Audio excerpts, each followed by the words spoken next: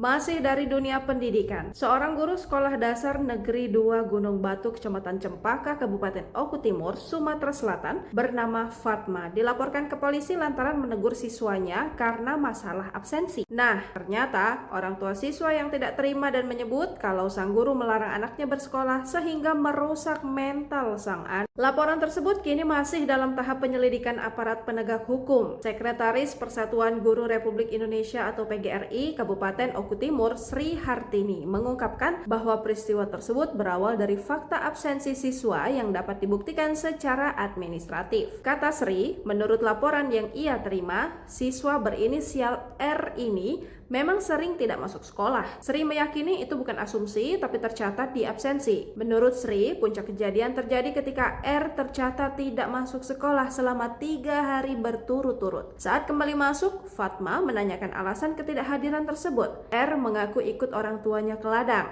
Menanggapi hal itu, Fatma kemudian meminta R pulang untuk memanggil orang tuanya ke sekolah. Mengingat rumah siswa tersebut berada tidak jauh dari lingkungan sekolah. Tujuannya, kata Sri, semata sebagai bentuk pembinaan dan klarifikasi. Namun, situasi justru berkembang di luar dugaan. Ibunya datang nih ke sekolah dalam keadaan marah, menggebrak meja, lalu pergi begitu aja. Beberapa hari setelah kejadian itu, guru Fatma dikejutkan dengan informasi bahwa dirinya telah dilaporkan ke Polda Sumatera Selatan. Laporan itu kemudian dilimpahkan ke Polres Oku Timur, khususnya Unit Perlindungan Perempuan dan Anak atau PPA. Waduh, jadi menurut kamu gimana nih, Tribuners?